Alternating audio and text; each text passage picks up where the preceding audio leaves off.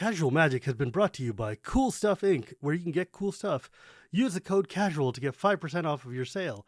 And then also by Coalesce Apparel, where you can get really cool t-shirts and stuff, and use the code CASUALMAGIC to get 10% off your sale.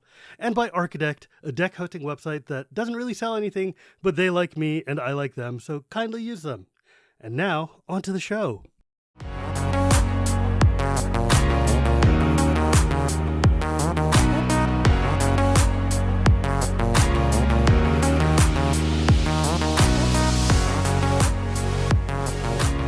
Hello and welcome to Casual Magic, the show where we talk about the fun side of Magic the Gathering.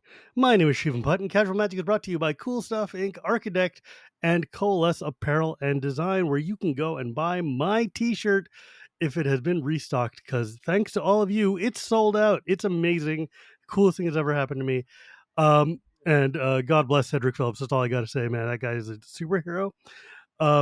But today I have a very dear friend of mine on. I mean, I guess really every episode is a dear friend of mine, but this time, that's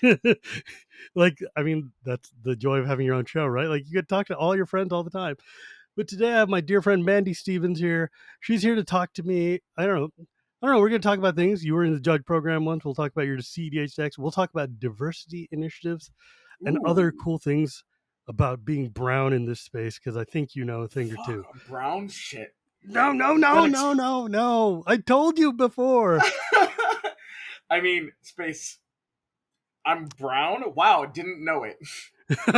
Who can tell? We're all blind. It's the internet, right? Colorblind, right? Gosh, I don't see color. Right? I mean, after I went to that grayscale monitor, everybody just looks the same to me.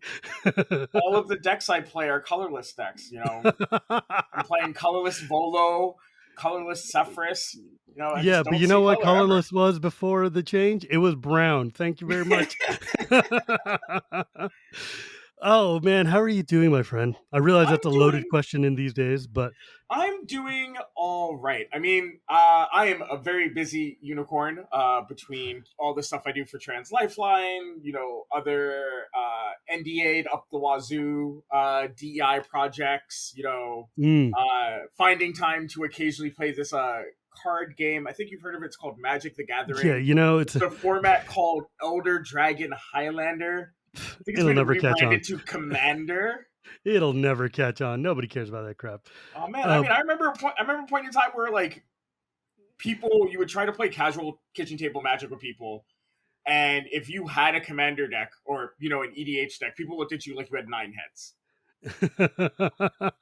I remember still playing 60 card casual, and what I think is really funny, I know that we'll have a smoother conversation, but there's a lot of conversation I've seen on like Magic Twitter, which I try to stay as far away from as possible. That's called being intelligent. Guess what? I'm not. It links into my timeline, unfortunately, because I'm friends with a lot of Magic players.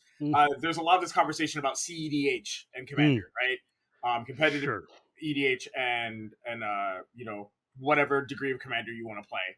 And to be funny, I think it's weird because I remember having to have those type of conversations and that back and forth of what's a casual 60 card deck.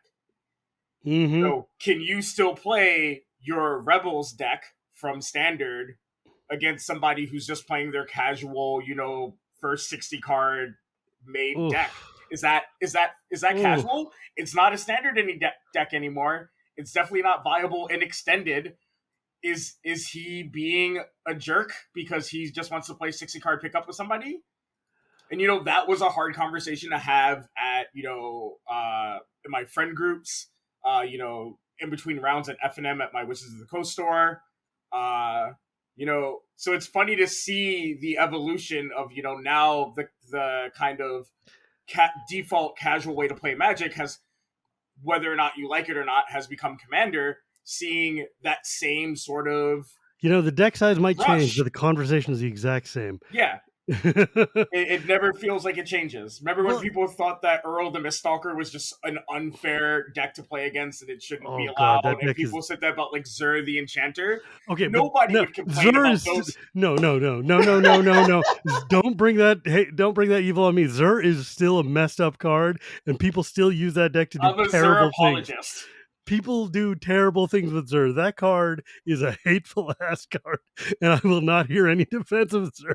But you know what I mean, right? Like the Yeah, no, boogeymen totally. from Though I when we completely. first started playing Well, Commander yeah, like are not Rafik, even real decks anymore. right? Like Rafik used to be a kill on site. Like I oh mean, my god, I was a big Teferi Mage of Zalfir player, and like it can still punch up, and it's because they keep printing busted blue cards, well, but yeah, it's definitely not the control deck it used to be. no, absolutely. I mean, that's wild that you were there for that long. Like, and I I've mean been that playing long ago Commander even. since before there were precons. I mean that's saying something now. That's like years and years and years. That's like over a decade at this point. Yeah, I my mean, first commander was Teferi, not Teferi, was the Bant Dragon from Invasion. uh, oh balls. Trevor the Renewer. Yeah, that wow, Trevor, really? Yeah. That's a So the way that I got into Commander was one of our local store judges, and kind of just like the guy everybody wanted to be friends with in the shop was really into EDH. hmm, And so Shards of Alara had rotated out, and so I was playing Bant in Shards. So I have all the lands that I need, right? sure, I have all the filter lands. I have Seaside Citadel. I yeah, have a Noble Hierarch. I have and like all the Rafik. exalted creatures and all the I have all the everything. Yeah. exalted creatures, and I didn't get to play Standard when Trevor was a card. Mm, And so I like had this Trevor the Renewer, and I just art wise thought the card was just so cool. it is a And sweet artwork. I had all these cool bat cards, and I have a Simic tattoo. I've always been a blue green mage, and so I was like, I'll just take all of my favorite blue green cards. I'll find some good white cards in my trade binder. I'll take all Mm-hmm, the mm-hmm. one-ups out of my standard deck. Boom, I mean, commander deck. Let's that's go. fair. That's like hella fair. I mean, my first commander was the Bant Angel, who was like put a 1/1 counter on her if you play Oh yeah, Janara. Janara, Assura of War. Yeah. Janara was my first commander deck, so I know exactly what it means to play Alara Bant, Remember right? Like when people didn't remember when like the conversation of why Soul Ring should be banned was not because it was unfair to play turn one Soul Ring, it was because not everyone had a Soul Ring. right before they printed it into the ground in a I remember being like, I can't put Soul Rings in my deck. This card is like $20 to $70. Are you crazy? And now I look at a Soul Ring and it's like $2 at most, unless Yeah, it's but like the fact that Soul Ring has been printed a billion times and is still $2, like that says something about Commander, man. Like I have put so Soul many Ring Soul in Rings. Commander Legends. I think that's where I think, I especially now that it's uncommon, if they just weren't, I know that they want it to be a fun draft format. No one's drafting Commander Legends. Let's be like completely honest with ourselves. Just print Soul Ring uncommon in Commander Legend boosties. I just want to draft it once. I just want to and it'll draft be, Soul and I Ring one guarantee you, time. in one cycle of Commander Legends, Soul Ring will be a 30-cent card. But because it's a draft format, there's no world where you would put Soul Ring in a Hell draft no, are you format kidding? uncommon. No way. That thing is going to be like a mythic rare if it shows up. Like Soul Ring, I want to draft it so badly just because I want to have the experience of cracking a Soul Ring in a pack. But I also know that would be ridiculous, and I'm not. I don't live in dreamland, right? Like, Well, you God, especially can't as like on the rules committee. I'm not on the rules committee. I'm on Okay, the on the advisory advisory but rules. also, I desperately would love to draft a Soul Ring. Are you kidding? That would be so cool. Like Soul All Ring right, is so one of my here's a favorite cards question of all for you, time. even though this is your show, but I'm also an Hit me. interviewer. Hit me. What is a Magic card that you wish you got to draft? I mean, okay, well, setting Soul Ring aside, a Magic card that I wish I got to draft. Like, you mean like one that I missed or one that was like just too good for draft or whatever? So I would say like a card. So like, let's do it this way. Like, what is a set that like you didn't get to draft, and the Mm. card that you would have been like the most excited to get to play in a draft format? Honestly, I think it would have been Alara Conflux and being able to draft a Noble Hierarch. Like Noble Hierarch, getting a Noble Hierarch in draft would be so sick. Getting a So, moment Rafik I in really draft. wanted to become a judge, somebody who was like banned from every store in my area would go to like one store's midnight pre-release and do trades and then go to like the afternoon pre-releases the next day. Mm. And somehow an Alara Conflux had Thornling, Noble Oh, Hierarch, sure you did. 2 Rocks War Monks. Yeah, I just got past these. That's exactly what happened. In sealed? And sealed. Yeah, okay, you opened 2 mythics in your sealed pool. That's Yeah, yeah. back before they seeded them, right? Like Yeah, just imagine that. The same mythic at that. Yeah, that was quite the thing. I think the card that I wish I got to draft and play is any original Zendikar and got to mess around with Vengevine in a sealed deck. And like that's in like a good draft one. deck. I already know how good Vengevine is and constructed. I would love, with all those like dirtly landfall creatures, would have loved to have just Vengevine be this unremovable thing. Or like, you know what else I would want to do? Go back to let's see, where the heck was that elf from?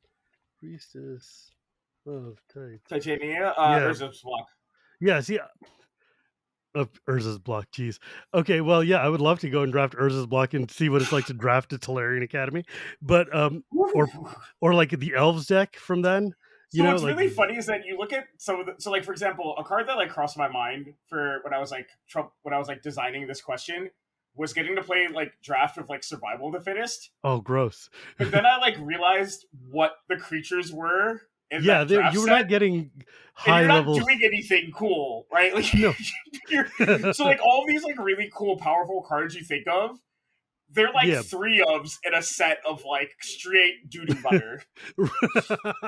we're like they're the best card. Like one of my friends was like, "Oh man, I would have loved to have gotten a draft Force Will." First of all, counter spells suck in limited. Oh, Second God. of all, I do not think you actually want to draft. What is it? Alliances? Oh my God, dude! I don't think anyone really wants that draft experience. Alliances was such a like. Okay, everybody's like, "Oh man, Alliance is so cool." I'm like, Alliance is cool because there's like 3 cards in it that are rad, and then there's a bunch of cards that are like the hottest garbage you've ever seen, like friggin' Sustain. Like the crab people, like the Homerids, like Homerids were in Fallen Empire, but in like Alliances, you had things like Seasoned Tactician, a dude who's like a 1/3 that says 3 colorless. Remove the top 4 cards from your library from the game. Prevent all damage to you from one source. So, like, exile the top 4 cards to stop something from hitting you. Really? Okay, if you want. I mean, people forget that Force of Will is part of a cycle, and the other cards in the cycle, blue. Like the green one is like put +1/+1. I think it's like 3, and you can divide them, and then you have to remove them at the end of turn. Yeah. Here we go. Bounty of the Hunt. You may exile a green card from your hand rather than pay Bounty of the Hunt's mana cost. Distribute 3 +1/+1 counters among 1, 2, or 3 target creatures. For each +1/+1 counter you put on a creature this way, remove a +1/+1 counter from that creature at the beginning of the next cleanup step. Yeah, like I love that. Like when they announced the new forces, people were like, "Oh my god, they're finally gonna finish like a force cycle," and I was like, "No, the original cycle happened, and we just don't talk about it. We just don't. Like, I think the red one's fine. Yeah, the white one was trash though. And I think the black one was also trash. Dude, this thing is like prevent the next 7 damage that would be dealt to any target this turn. If it's a creature, you put a +0/+1 counter on it for each damage you removed, and you prevent it this way at the beginning of the end step. So great, you can buff its toughness. That is totally equal to a Force of Will. Look, you know what? I'm looking at alliances right now, and I definitely used to think Bestial Fury was like the GOAT of a Magic card. I mean, these cards are okay at best, and then there's Force of Will, and you're like, oh, all right, I guess that's what we're doing now. Really, like these youngins that just started playing Magic in like the last 10 years do not like they talk about power creep, but unless you've been playing like as long as like, you know, like me, Brian, you have, we actually know how bad the power creep has been. Oh my god, these cards were hot. I mean, it's amazing to me sometimes that Magic survived like 5 years of Grey Ogre and crap like that, right? Like, you know, like I'm looking at a card, like I'm looking at a rare, an uncommon that I have from Baldur's Gate. Risla Ryle, King, whatever. Her card art is over her name. Terrible design. She's 3 and blue-black for a 2/5 of Death Touch. When she enters the battlefield, you gain initiative, which is already just like better than literally any other 2/5 printed back when we were playing. Right. Like, I Um, mean, we got Iron Root Tree Folks, right? Like, and then we, like she has Death Touch, and then oh, she says when you attack, an attacking creature you control gains Death Touch, and if you've completed a dungeon, it gets +5/+0 First Strike and Menace as well. that's like Like so much extra text. It that's just like keeps 10 going. magic cards when I first started playing. I would have to assemble Exodia and like Exodia's brother to do that many things on a creature when I first started playing Magic. Oh my god, we had Thicket Basilisk and we liked it. You know, Yo, I have been thinking about trying to find a way to put Thicket Basilisk in the card Commander is. deck. I love that That and card. Stone Tongue Basilisk. Oh god, and just stick a lure on there for good time. Oh, I Goodness. did it. I did it for the memories. I mean, like I have a Ognis deck, and I threw in Viashino, Sandstalker, uh, Cutthroat, and whatever the 4 mana. There's the 2 mana, the 4 mana, and the 5 mana one. All of them have haste and they return to your hand at the end of turn. Right. I know those cards now are objectively bad. As a kid, I thought they were neat.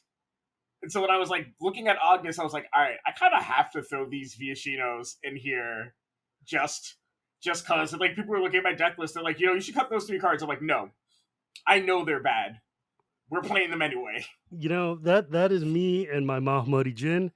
I know a 5/6 flyer for 6 is not the greatest thing in the history of mankind. Also don't care. Also Facts. don't care. That is my Facts. boy. This is my game. That's what's gonna happen. So wait, so all right, this is a good jumping off point. You've been playing Magic for a long time, right? Like, Yeah. when did you start? So I didn't start playing Magic, I don't think, until what? Like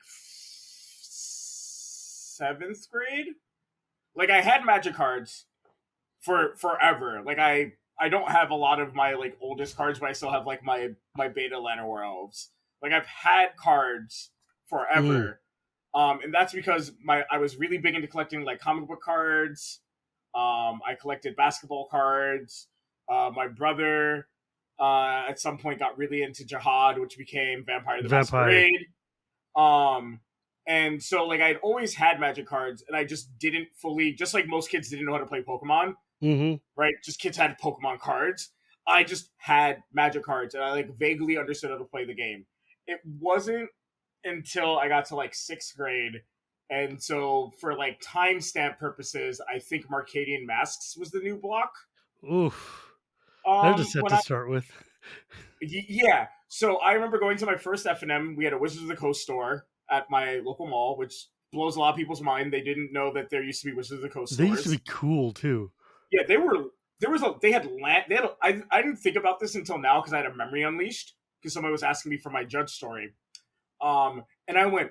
They had PCs in there for people to like play to like do land setup. I like not a ton. There was like 3 or 4 PCs in the shop. I like distinctly remember this. Right. And I like I remember there explained was to a people that trend. they were like really cool because it had every D&D manual, every side thing, multiple dice, every pack you could think of. The only thing you couldn't do at a Wizards of the Coast store was buy singles. But effectively, like a Wizards of the Coast store was like your ideal WotC tabletop Home. destination. Yes. Like if you were really into WotC tabletop, so D&D and Magic, you wanted a Wizards of the Coast store near you.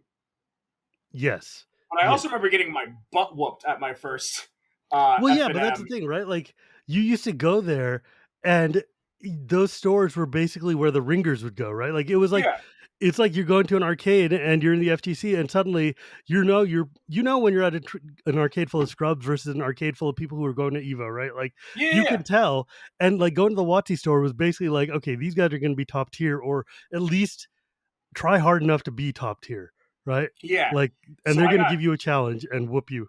I got smacked, and the local judge, and this like was an imprint on me, and like why I became a judge in the future. Looked through my deck, made some suggestions, was like, "Why are you running 90 cards?" And then bought me some packs of Marcadian Masks and bought me the blue white precon Hmm. and was like, "Hey, here's some cards in this precon that would be good for your deck. Here's some cards you can cut out to reduce your deck size."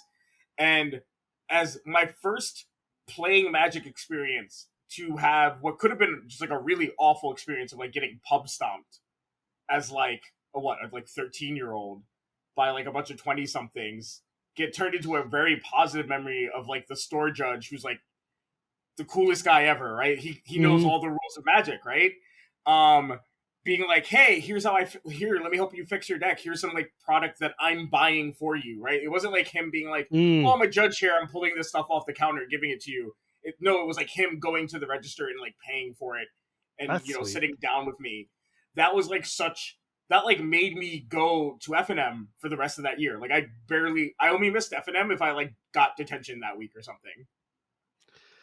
That's a that's a good person. Yeah. That's a And good that's like person. what made me want to be a judge. When did you become a judge? Like 2011, 2012. Right when like Commander's starting to take off. Yeah. Not that judge. I mean, judges actually. Okay, I'm gonna stop that because judges are the reason Commander exists. So of Yeah. course judges know what Commander was. Yeah. So I had two store judges at my home store of Flights of Fantasy books and games in Albany, New York. Um, One was Steve, and he is just like the goodest dude. Um, always made sure that people were polite in the store. He understood that we were all a bunch of 20 somethings, but he would rein in the language when possible. He's the one that made sure that we had decks put together for when people came in and didn't have a deck.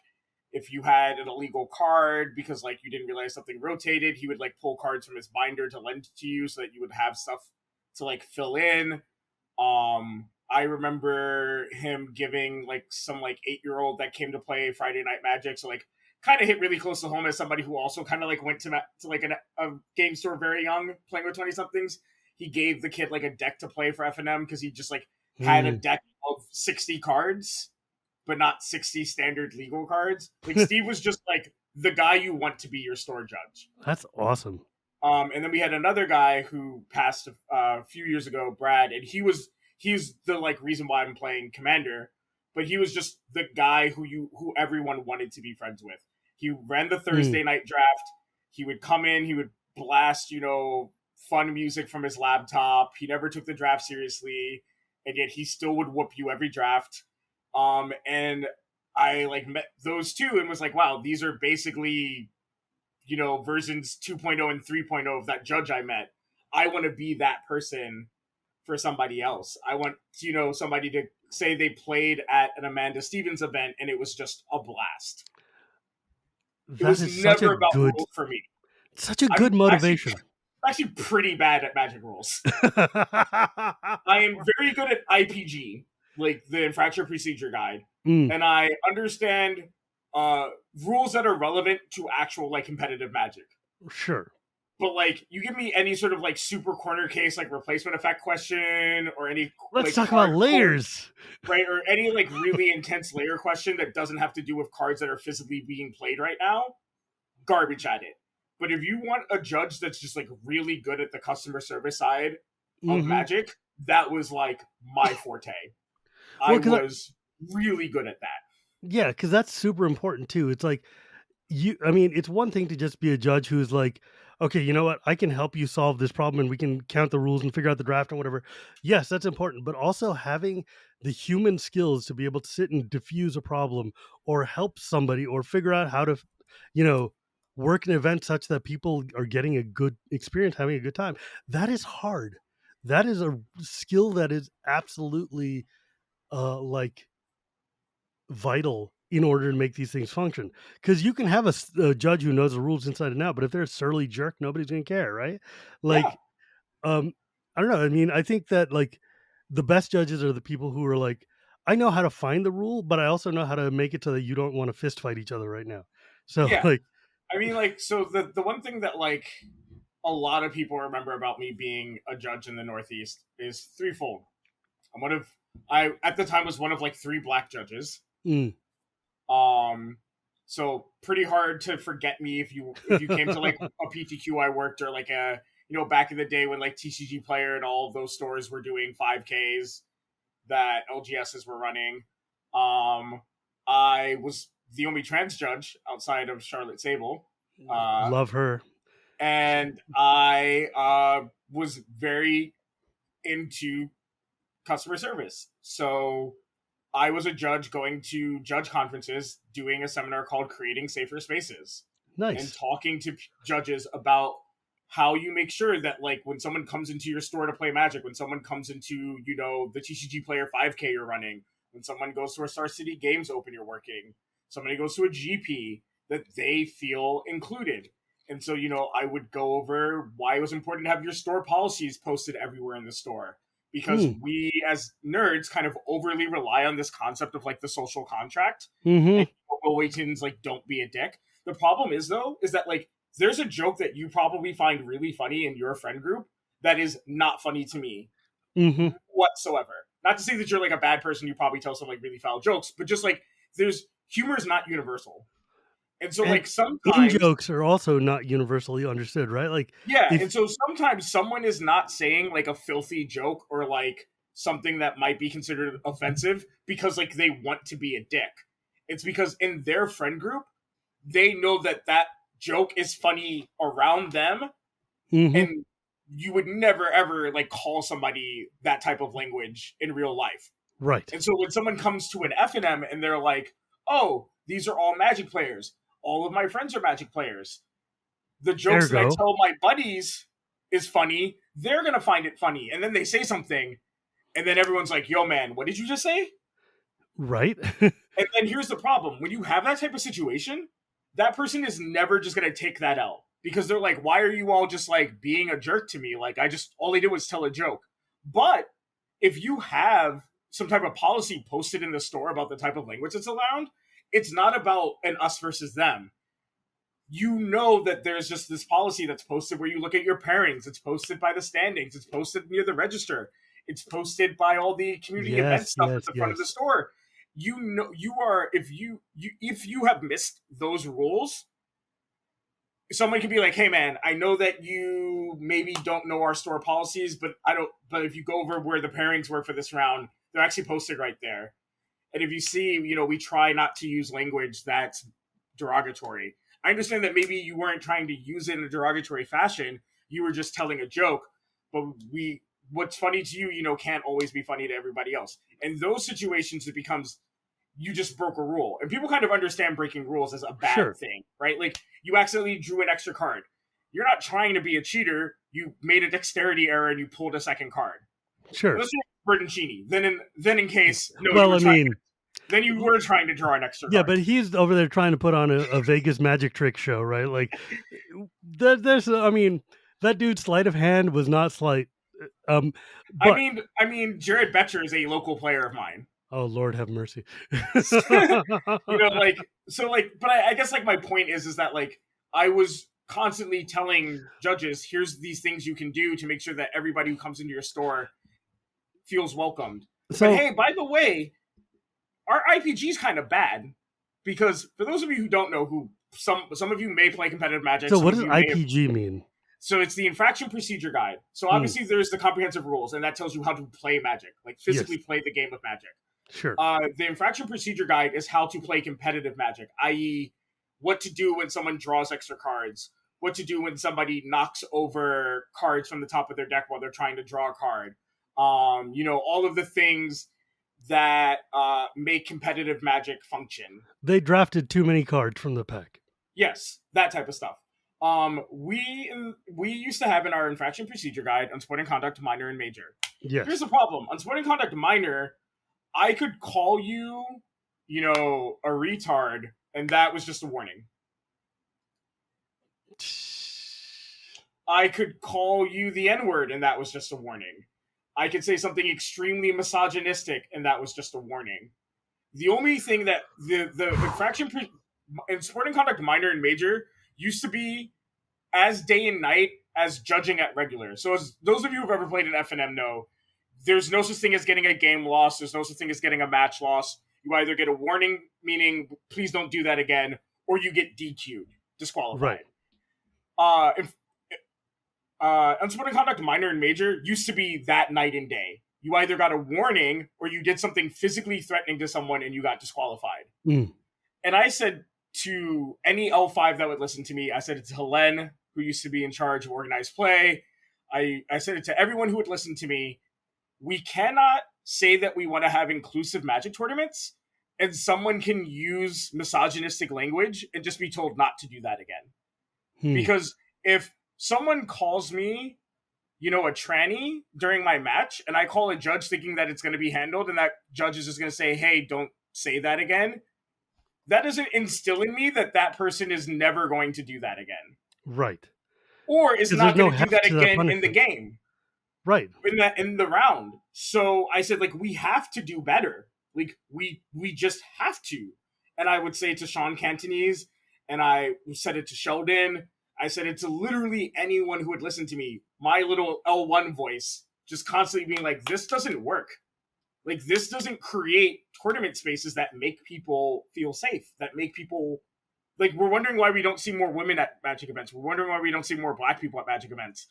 This has to do with it. Mm-hmm. And hey, look, it got changed. And now unsporting conduct minor is a game loss. Which you will remember. You probably won't say the N-word a game again. You might say it outside of the tournament, but you definitely are going to say while you're playing because again. now it suddenly has an actual consequence, right? A warning is not a consequence. A consequence is you just wasted your money and your time. You lost equity by doing this. That's a consequence.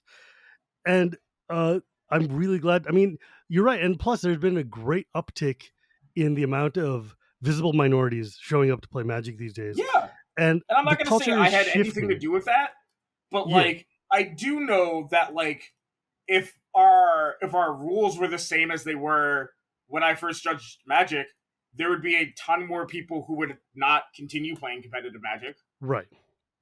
And I think that that's one of the big things is that the culture is shifting slowly, but not fast enough, but it is still better than it was, right? Yes, 100%. Cause I know you and I are of the same vintage.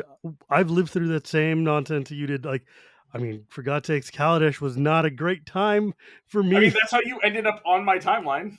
I mean, dude, all I gotta say is I remember going to the Aether Revolt pre-release, and the guy sitting next to me puts out that the vehicle, which is a one casting cost 711, and he's like, "Thank you, come again," and I'm like,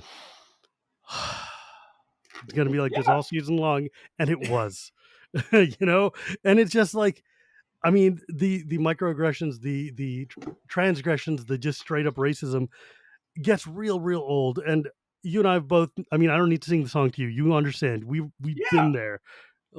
It's not, I mean, for God's sakes, last week I was in Richmond, Virginia, and I'm in the elevator. I think what's really funny is,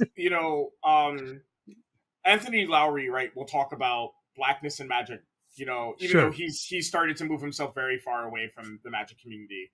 Yeah. And he's, now much more focused on creating MMORPG content. But him and I have been friends for a very long time. Because we're one of 5 Black people playing, PTQs and stuff. And going to Northeast MTG events. And everybody will be like, oh, why is he always making it about race? I've never been in a store where somebody's called someone the N-word. And I'm like, yeah, how many Black people are in your store? Right? Also, are you Black? Whenever people say stuff out loud, I've never heard it. Well, yeah, why would anybody tell you, white man? You're it's wild to me because I can tell people someone has called me a tranny or some say some uncool thing to me because I'm a visibly trans individual. I'm like, oh, I didn't hear that. I'm like, yes, it wasn't directed at you and it wasn't said to you or about you, so you can keep walking with me in the mall and never recognize that was said. Because you don't even have situational awareness to understand. This is the thing that... There's probably been so many times someone has said something mildly racist in front of you, and it just didn't even hit your radar. Right. I mean, that's the thing, being a visible minority, you end up with these awarenesses, this situational awareness. You can hear you can see the eye roll, you can see the body language change, you can hear the way it's coming out, and it's not overtly out and out racist, but I know and they know, we both know what you just said, and we both know why. And you also know that I'm going to have to walk, otherwise I'm going to be getting in trouble and you won't, right? Yeah. And so it's funny to me whenever people are like, oh, that stuff doesn't happen. It's like, no, that stuff Nah, doesn't bro. happen because you're white and you don't like white listeners. I love you. Thank you for listening to my friend's show and making it possible for him to have really dope sponsors and all that stuff. But at the end of the day, like you're not tuned in to hear to hear and see the things that minorities hear and see. It And unfortunately, it means that when we say we need you to be better allies, what I've started to say is you need to be better accomplices. Because an mm, ally is a passive ability, right? It's your planeswalker saying that, you can play your creatures with flash. That's cool and whatever. But you know what's even better? Soulbound, right? Giving me double strike, right? Me and you getting in the mud together. this Like is those such are a the type of good people example. that I more want to be around because it's really cool to have a Vanguard card that tells you you can have an infinite hand size, but like that Vanguard. doesn't really matter in the course of a game, right? Like, sure, there's some value to like not never having to discard a card, but you being my sort of body and mind and letting me deck somebody for 2 more damage, cause them to mill 10 cards, and give me an additional creature. That's the type of shit that people actually need. Right. I mean, that's exactly what it is. Is that it's not. We don't need allies. We need active people who are actively listening, understanding, and stepping in and using your privilege to fight off. Right. Like, put a shield counter on. Yeah, Like, like yeah, I know that you heard. I heard you say that it's a good example. This is the thing that I get every time I've done something with Brian. Every time I've done something with Connor, people are like, "Wow, you're really good at use our combining language to DEI teach us. and Magic." And I'm like, "Oh man, it's like I'm a Magic player who works as a as a diversity professional." Huh? I Well, don't know it's where not. any of these analogies came from. Well, the thing is, though, it's it's a sort of thing that is very obvious until but it's not obvious at all until somebody tells you, right? Like, you're like, "How did I miss that? That is a perfectly good, useful example." But it's because we're not it's the same way, right? Like, we're not I thinking mean, that way, we're not seeing it until somebody points it, and then it's you like how that's I the tell only thing you people can about see, asking pronouns, right? You're capable of asking somebody to pay the one for Ristic study. It's right? like not Serious. hard to ask somebody what their pronouns are if you're not sure. Yeah, like, we're having a conversation, and I need to know if we're playing especially in a four-player game. This is one of the things that really irks me is like, "Look, we're playing a four-player game. It if I need to refer to you attacking them, I need to know what their pronouns are. And if it Yep. is they them, then rad, let's go they them. And then I can just be like, yo, if you, before you attack them, I'm going to put in this thingy. That is important and relevant information for the game. Even if like whatever other hangups you have, you still need to be able to communicate in the process of play. Be a it hurts you not at all to be a good person and just ask, get it out of the way, and then Mm-hmm. treat as normal. Because we got to do the thing. And now, if you're a jackass, that's a different story. And why are we sitting at the table with you in the first place? It's Commander. I don't have to, so I'm leaving. Bye. I think it's really weird. As we can maybe segue to some more actual like Commander Magic talk. I think it's so weird that like people have such a hang up on like the like soft parts of playing Magic, like the having real conversations with people discussing, what your game expectations are. You're playing a multiplayer format. Now I can understand back in the day when like you're playing 60 card pickup and you're playing, some type of vintage light deck, and I'm playing actually 60 card deck made out of my, Draft Commander chaff Legends or booster whatever. box, right? Yeah. You know, because I can understand in that situation, you want to get that 60 card pickup game going before your next round of FNM. I get there being no understanding of what the power level is, what the game expectation is, because you just want to play a game, right? Right. When you're playing Commander, at best, unless you're playing CDH or like you drew like a really great hand, you are committed to like a 20-minute experience. How do you not have a conversation Right. Right. at And any it's not point? 20 minutes. It's like you're going to be, it's four players. You're going to be there for at least an hour. Minimum, right? Like, it's Commander. You are going to be sitting with these people for a good chunk of time, and you're going to be talking because this is Commander. This is not 60 card solitaire. It's not me playing like my It's workshops not deck like and your your workshops standard deck. match where you can literally play the entire game by like doing motions to Right? your Like, opponent. if we're playing 1v1 and we never say a word to each other except for like good game at the end of the game, that's reasonable and possible. Or like, yo, I counter that. Fine. But this is a Yeah, 4-player game where it's going to be I like, can't tell you how many times I played Legacy where I said 5 words to my opponent per game. right? It's just like, it's irrelevant. But this is 4-player. There are 4 of us, and things are going to happen. And you're going to be like, yo, hold on, I need to do something before that happens. We're already in dialogue. This is just the preamble. This is the being a good person part of a dialogue, right? Like, this Yeah, is just having the neighborly chat. Hey, what's your name? Hey, what are your pronouns? Hey, how do I refer to you such that when we're playing, it doesn't make me look like a jackass and it makes you feel like a human? yeah. How can we It's help not each other? it's not hard. I think it's wild. But speaking of Commander Legends just came out. Yeah, it sure did. They printed this really nutso card that I really like that you're probably really tired of hearing about. It's called Displacer Kitten.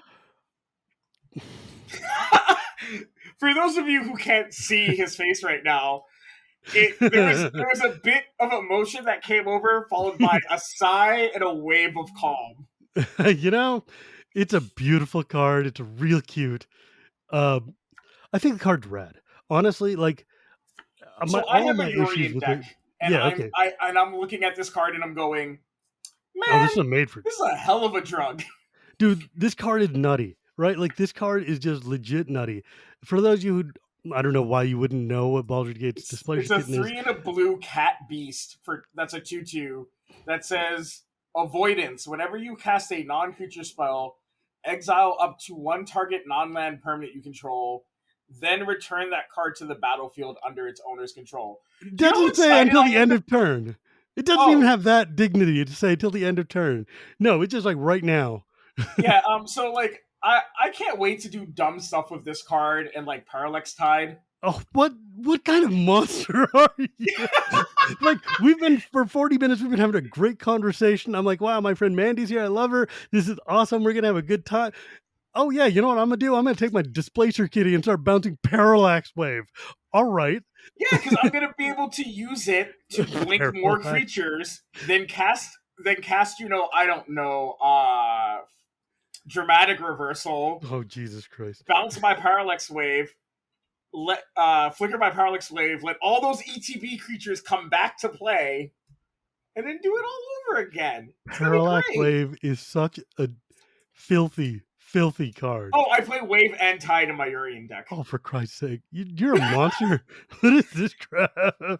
So what's real funny is Parallax that Tide is like one of the grossest. Like, if you're doing it right, it's like one of the worst land destruction spells there is. That is a yeah. disgusting spell. Or in Urian, I can use it to have 4 extra lands every turn. Dude, this card, this stupid Displacer Cat having no limiter. Like, the first time you read it, you're like, oh, that seems okay. And then you're like, oh my God, every You know what's limiter. really funny about this card is that they had started doing this thing where all of these type of broken effects said once per turn. Right? And so That's when I exactly first what I was read about to say. Displacer Kitten, I like instantly put into its text box once per turn. That's exactly what I did. I mean, everybody so when looks at everyone was this. complaining about it on Twitter, I'm like, guys, it's once per turn. It And sure isn't. and then It sure Trapezium isn't. is like, Amanda, I think you need to read the card. Mm-hmm. And I'm like, what do you mean? And then I'm like reading, like, whenever you cast a non wait, where's the once per? Oh no. Watsy, you made a mistake. It's a JoJo moment. Oh no! Oh, this card. But the thing is, that's the thing. Every limiter this card could have had. It could have said, you blink it and it comes back at the end of turn. It could have said once per turn. It could have said at sorcery speed. It could have said any number of things. No, this thing is every time you ponder, you can bounce your dockside. I feel That's what this so says. dumb that I didn't pre-order more any of them because I'm pretty sure at one point its pre-order price was like $5. Yeah, this thing is This gonna is the be Vengevine. I Yeah. remember when Patrick Chapin was screaming from the rooftops that you needed to pre-order Vengevine because it was like a $5 pre-order. it's And then it became like a $30 card. It was this and Jace the Mind Sculptor. He was like in his articles was like, you guys need to buy this card in bulk at pre-order. And it was like, whatever, Patrick, you're crazy. Innovator my behind. And then yeah. he was so vindicated when Vengevine was like a $40 card and Jace was a $100 standard card. Dude, friggin' Displacer Kid. Everybody was like, Archivist of Ogma, the little halfling that lets you draw cards, is gonna be the bomb card. And then we all read Displacer Kitten, and we're like, oh, this card is And people have been giving me crap a lot. They're like, "How could you say that? You're going to ban?" I'm like, "Nobody's going to ban this card. This card's not going to get banned. It's going to Because find its it's a way." tutu, and Yeah, it'll die to random stuff. but no, it's a blue tutu, so they're going to counter everything you're doing. And you can try to die to random stuff, and they'll just be like, "Whoops, I just flicker it back to my hand." GG's. No, this card saves itself a billion times in a billion different ways. But I feel very confident that this card will float its way to the tables where it belongs at. It's going to find its way to the higher power tables or to the people who are playing like blink decks that everybody knows nonsense is coming out of, and it'll be fine. The card Yeah, is nutty, but it's not like game breaking nutty. It's just like this is where you give Watsy a side eye and stink face and be like, "Yo, bro, you should know better." But it's not like because they have. There's been so many cards like it that have said once per turn. right, Like but it's not like Hull Sephiroth Breacher says, you bad. can only have it active. Like Sephiroth would be busted if she didn't have the once per turn clause in it. There are so many cards that would be busted if they didn't. This card is disgusting. This card is disgusting. It's the bottom And it's line. so cute, so it's hard to be mad at it. That's the other thing Watsy does to me. They're like, "Hey, you know what? Lutri was rad, and they banned Lutri. What if we make the next like utterly broken Adorable card into an adorable kitten?" Okay, bro. Okay, chill out. Like, Yo, so my get one off. thing is Lutri did nothing wrong and needs to be allowed in the format. I think that if we could I ban also want companions, Prophet of Krufix back, but I know well, I'm never gonna. Just quickly, as soon as the sentence finished, you just went no. no. Look, How much money do I have to slide you under the table to like? Prophet Either was give one of my me. favorite cards of all time. What about And Paradox Engine? Can I slide you some money for I Paradox love Engine? Paradox Engine. Also, So I hold know on, that how are you calling me the monster? because When I was you playing it with doofus stuff. Like people are doing busted things with that, and I'm just using it to like combo off randomly with mirror tokens or whatever the hell. Like I'm doing stupid things with that. I But just I feel like also there's know a like double standard at the moment no, where see, like here's I'm the out thing. here playing Displacer Kid and Parallax Wave, and you're Look, like, but oh here's man, the I thing. love Prophet of But no, Krufix. that's the thing though. I love Crewfix. I love Prophet. I loved Paradox, and also I know that they should never ever be allowed in the format because, well, look, both of those cards share the same problem, and that problem is not that they do broken, unfair things, but that they disrespect the time of the other players on the table. When you've got a 4-player game and Prophet of Crewfix is letting you take a turn basically every other turn, or Paradox Engine is letting you just go off indeterminately and indiscriminately until whenever you go off. It's not the person next to you. It's the person 2 seats down who now has to wait an hour for you to finish dirtling before they get their turn. And My that in a statement is that multiplayer people just game need to is learn not how to okay. play faster Magic. Yeah, that's never going to happen. This is Commander. Like, come Uh, on. Fast Magic is for 60 card people who don't talk to each other. I Like, know that you get these all the time on Twitter, so I'm not gonna like hit you with too many of them. I think we're in a place in Commander where Primeval Titan is fine. I think so. I think I prime think time. I think that that's the most. First of all, I think one of the reasons I feel this way is that they keep making really Better dope prime times. but they keep making like dope primetime like alts, like they're two Right. secret layer primetimes, and I'm like, the thing that stops me from buying the secret layers, I'm like, I literally can't play this in a single deck. Prime time is my Like, favorite I'm not gonna modern play deck. freaking Legacy, Yeah. and I'm not playing I'm not playing any of the Tron decks in Modern. So Or like, like Amulet Bloom or whatever.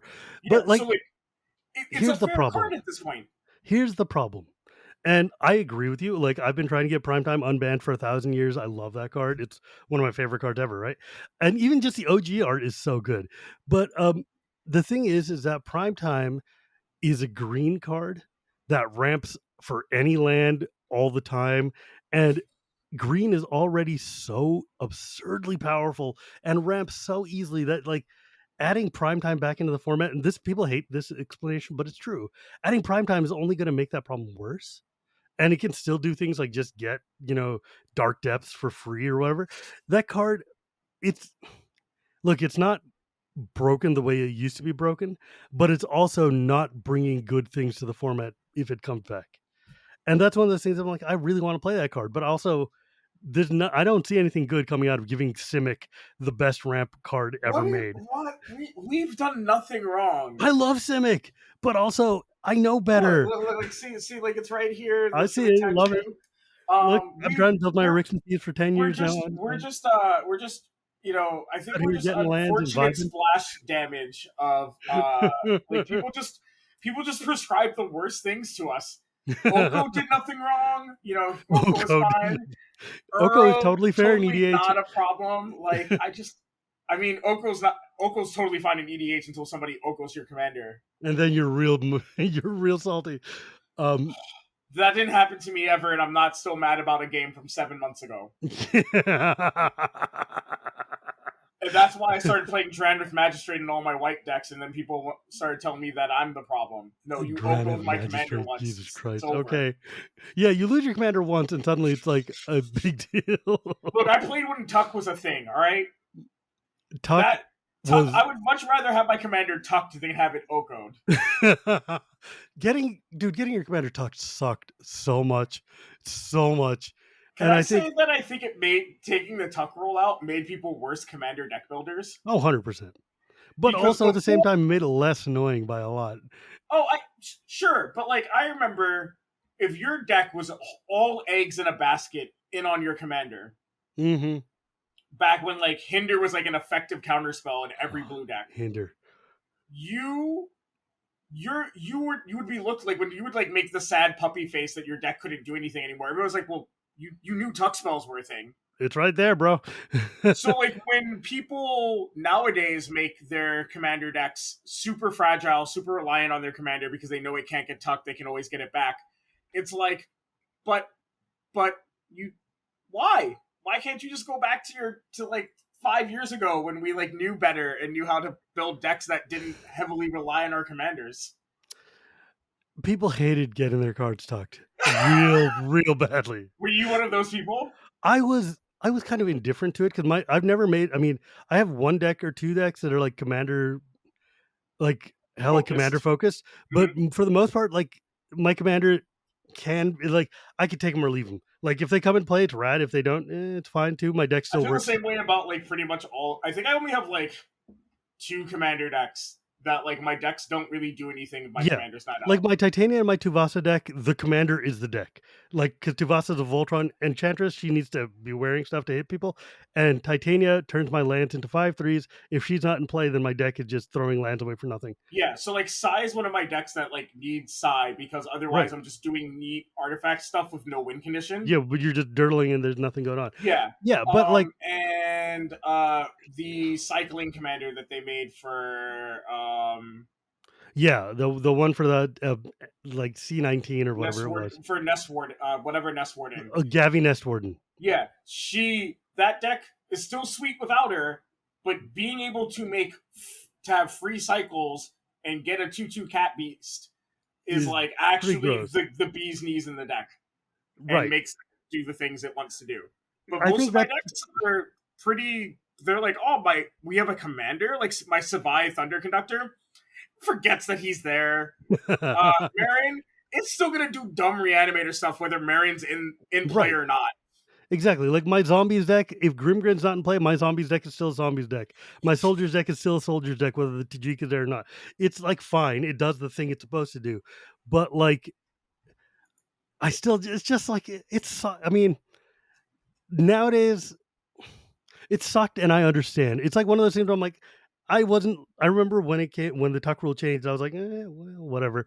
But also I get it. Like people I feel hated like I would getting hate tucked. certain commanders way less if I could just get rid of them. Well, yeah, because I used to play Because you Condemn look all the at time. like I'm thinking about like Tegrid, and I'm like, we would hate that card as a community way less if we could just like O-ring it. Yeah, right. Or like We minimus. just journey to nowhere it. Well, you know what works though nowadays, which I didn't even realize until it happened to me the other day. Minimus containment, the enchantment from AFR that turns something into a treasure. It Yeah. leaves the commander on the table as a treasure. All right, you want to sack it for mana? Go ahead. It goes back to the zone. Not my problem anymore. But it's just like the old time O-ring. It's like you're sitting there, can't do All anything right, with it. new tech for every deck that I can play that card in. Yeah, like minimus containment and freaking oubliette are like the two ways to remove a commander forever. Man, you just unlocked a memory of me playing Oubliette in like every black deck. Right. Yeah, that card needs to come back because it does nasty things to commanders. It's just like, look, I'm just putting that in the box and we're not thinking about him ever again. Like, peace, bro. So here's a question for you. Hit me. That's on my Twitter today. You're a planeswalker. What is your color identity and your signature spell? Think Ooh, Oathbreaker. ooh. Okay, so I would want my color identity probably would be like it would either be Bant or Naya. Uh-huh. So and my signature spell would be if I was playing Bant, it would be there's this blue green card which lets you like shuffle your library and get like the top 5 cards or whatever off of it. Um oh what the hell? Give me 10 seconds. This is my show so I can do things like go and look up my deck. Uh real quick on Architect where I host all of my decks because Architect is super sweet and I Are like you them a talking lot. about the card that like lets you shuffle your deck, and if it's the top card is a land, you put into play, and you put the spell back in your hand, and if it's not, you cast it? Yeah, pretty much. It's like it was my because I had a Kiora Oathbreaker deck, and my spell was unexpected results. Yeah. 2 green blue, shuffle your deck, reveal the top. If it's a non-land, you can cast it. If it's a land, you put it onto the battlefield and then return this card to your hand. I love that card because it's just like, let's see what happens. Shuffle, shuffle. Whoop it's a Lamog. GG's. So then you You love creative technique.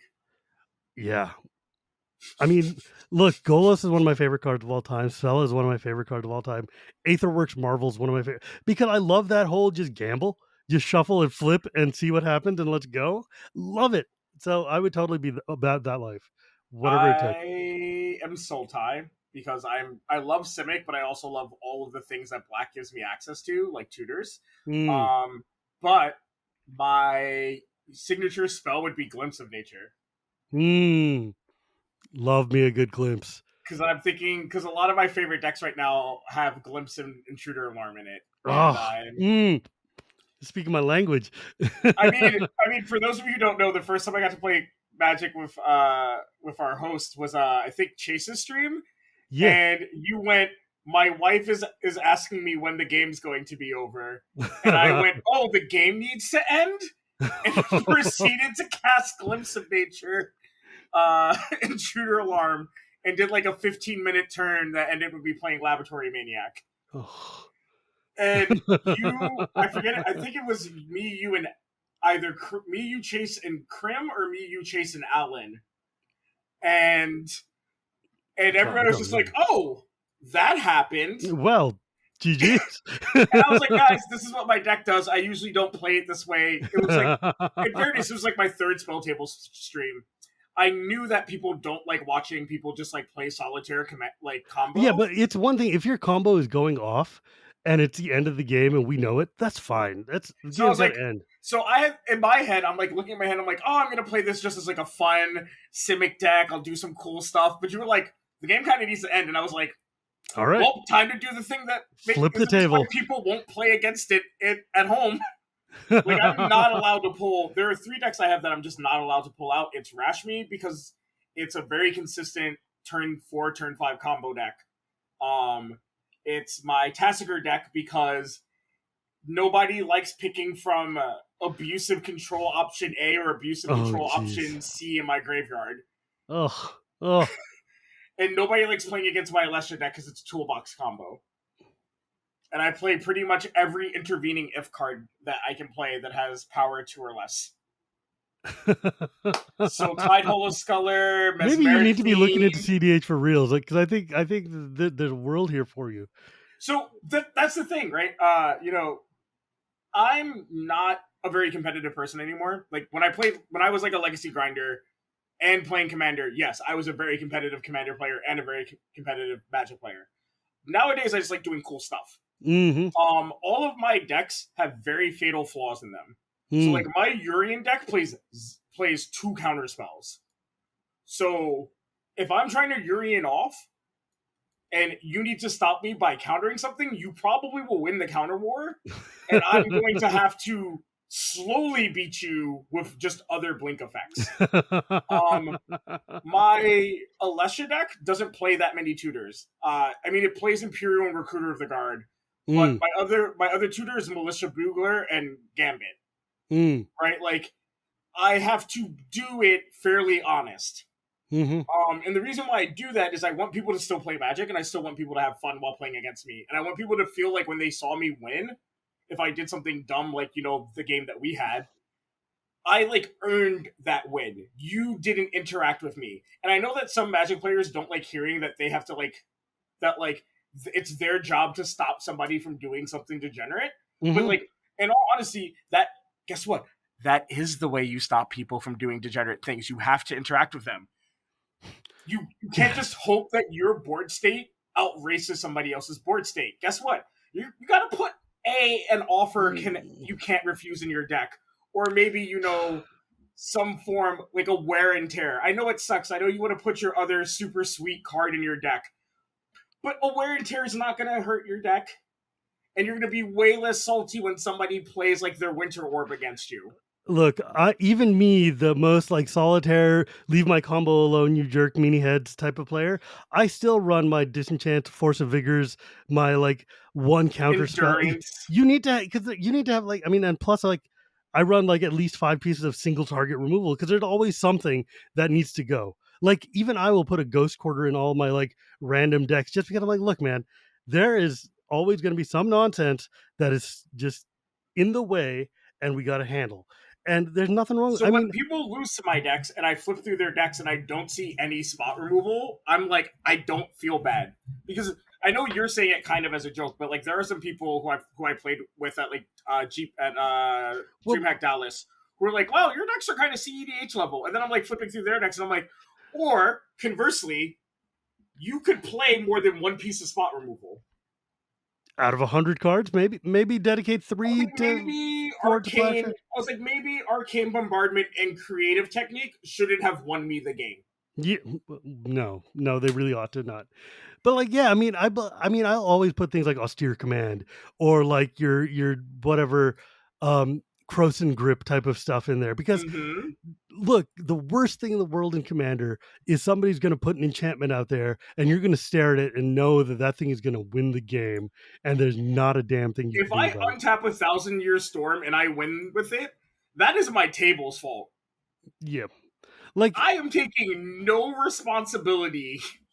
I mean, as a player for a table losing to 1,000-Year Storm. And with cards like Boseiju now, especially, there's lots of ways that and there's so many cards that do double duty, like that are just like what is it? Return to Nature. That is like destroy target artifact, destroy target enchantment, or nuke something out of the graveyard. Yeah, it does a job. There's literally no reason to not have that in your 99 as a green deck. Right. Just none. Or the one that's like, give them 4 life to destroy target artifact or enchantment or whatever, right? Like return to I know what you're talking about. Yeah, it's like a legacy staple. Yeah, the legacy one. Or like whatever, like these are all these cards. Like there's no, every deck needs to have I'm not like one of the people who thinks you need to be running like 30% of your deck and then like counter spells. Yeah. But so, like you still need to have a handful of things. Zones like blueprint. Like I love Josh and Jimmy, but I'm not a big fan of their like blueprint on like what is a commander deck. It's very prescribed. I get it. You need a place to start. But I really think that there are too many greedy Magic players out there that don't want to play spot removal, and then they complain that a deck is too powerful, and it's like, no, you played 0 interaction. Like you can even the table that I was with at DreamHack Dallas was joking when they said that like maybe my deck was too strong because of Arcane Bombardment, and I was like, but when I said like, hey guys, at my table, I would cast a 6 mana enchantment and it would get destroyed. It just would. I would need to cast that 6 mana enchantment and have like 5 more mana open so I could use it immediately. So if you guys can't do that, I'm not saying everybody needs to be CEDH level, folks, but like 5 spot removal spells will win you a hell of more games. Look, I think one of the other thing is that's a little annoying is there's a large number of people out there for whom anything that is stronger than my deck is a CDH deck. And I'm like, bro, that's not how this works. CDH is not just that deck is stronger than mine. Like CDH is a very fixed meta that's got a very specific plan. It is not going to do the things.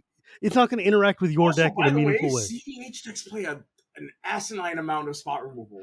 Too much. They have more removal than they have things to remove, right? Like it's a little nutty but sometimes. It works like in their meta. Like I forgot Swan Song was a card until I Oh god, started Swan watching Song.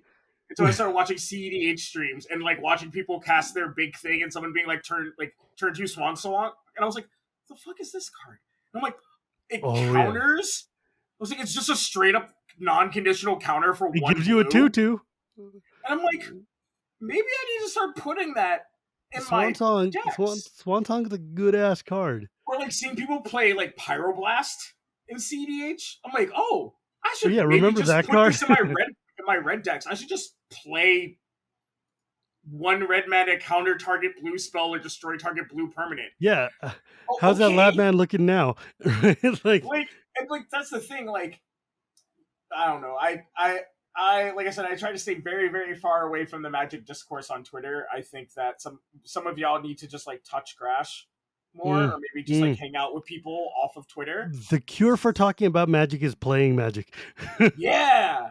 And so like I don't know, maybe if you just played more games and had honest conversations about what you wanted out of your game experience. That's all I'm asking people to do, and people are like, "How dare you prescribe to me how to play the game?" I'm like, "Bro, I'm not. I just No, want Better to Rule know." Zero though, like for example, I had just finished my Ognis deck like 4 days before DreamHack Dallas. I went to my local card shop. They said, what type of game do you want to play? And I said, hey guys, I have no idea how this deck plays. I brewed it. I bought every card for it. I had half of the deck. I had all of the new Capenna cards. I got really lucky with a collector booster box where like pretty much every new Capenna card I wanted for Ognis was in that box. I don't know how this deck plays. I would like it if y'all played non mid range and non control.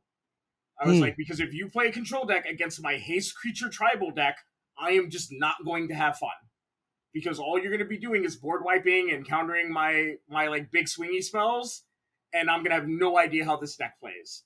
And the table went, no, that's really fair. Like you're playing a new deck, you want to know what it can do. Us playing its like actual counter is not going to be fun for us because we're not going to see your deck do something, and it's not going to be fun for you because you're not going to do anything with your deck. Guess what happened? We had an amazing game because That's we all all I talked want. about everybody asked what they wanted to accomplish that game, and obviously nobody gave me like a free pass to just like run over them with Ognis, but I got to do Ognis things because I wasn't playing against Kenrith control. Yes. Look, that's all I'm asking. People give me shit all the time about, oh, you're trying to force us to play your way, or you're being very smug and aggressive about being super casual. I'm like, no, I don't care. I want you to have the best possible game you can have with the people you are playing with. All I'm asking is that you guys sit down, talk about what you want, and figure out, is this the situation I want to be? Play to the table, and if it's not working, get up and find another Because table guess that what? is. You won't have fun if you don't do that. You're Look, lucking into having fun. playing no Magic is better than playing bad Magic, and just go and find. I just want to make sure that we're all having a good time. I don't care what that time is. If your idea of fun is just punching each other in the nose until somebody dies, God bless you. If your idea of fun is we're going to sit here and play turn one for 45 minutes because I'm countering every third counter and we've got a stack that's 15 card creep, amazing. I love it. I want it to happen. Before we end this, I really want to tell you a fun story that I had at that table because Yep. we usually they have all different cards that have the word pod in it, and they give them out randomly, and that's how you get assigned your seat. Sure. Our pod ended up with three of us having the same card, so we would have been able to play again with each other. One of the guys was like, "No, I want to keep playing. Someone trade me." So we all said, "You know what? For our last game, we want to power things up. We want to go as tippy top as we've got." And I was like, all right, I don't have a CEDH deck with me, but I do have something that's really powerful. First, the player goes like turn one Atali. And I'm like, okay. I did say we're going to the tippy top of what All we have right. in our deck, in our quivers. Let's go, Fair. buddy. Next guy, I like just plays like a bunch of rocks. And I'm like, all right, this is not looking great for me. I know what's in my hand. I look at the top card of my library. I see Path to Exile. I go, Swords of Plowshares. I go, untap Godless Shrine, Sword your Atali. Everyone's like, oh my god, what? Next person goes turn one. What's the red white creature that keeps getting banned in every format? Renoa goes turn. Renota goes turn two. Goes turn one Renota, and I'm like, all right, well I know what's in my hand. I hope I am not the only one that has to deal with this. Nobody does anything. draw. I draw Dam. I'm like, cool. Vote of Champions. Damn your Renota. Everyone's like, what? Oh my god. And like, granted, this is as powerful as like a game I'm going to allow myself to play. There was some really like bonkers stuff happening, and we're having a blast because we all agreed to play decks that would do a turn one Atali, a turn one Renota. Yeah. I agreed to that game because even though my Sephiroth deck is not nearly that fast, I play 19 spot removal spells. I knew that I would have an answer to some dumb stuff and then start doing my reanimator plan. And everyone in the shop is just hearing us have the time of our lives, and they're all thinking we're playing the jankiest Magic possible. And they come over and they're seeing jeweled lotuses in the graveyards and mana vaults almost on each board. And they're like, wait, this is like a CDH game? And we're like, yeah. And they're like, what? And we're like, you can have fun playing any level of Magic if everyone has signed up for it. Yes. That is all I want. That is my thesis. That is my thesis. That hard during a game and had not had that much fun playing Magic in so long. It's because we were all on the same page. We were all doing bonkers shenanigans stuff. We were all interacting with what each other was doing. And it was just funny. You don't think that you're going to go turn one Atali and have it get Swords to Plowshares immediately. That's good, clean Magic. That's good, clean Magic. That's some good casual Magic. You know what? If we're laughing, it's casual and I'll take it. All right, my dear friend, if people wanted to find you, where could they go?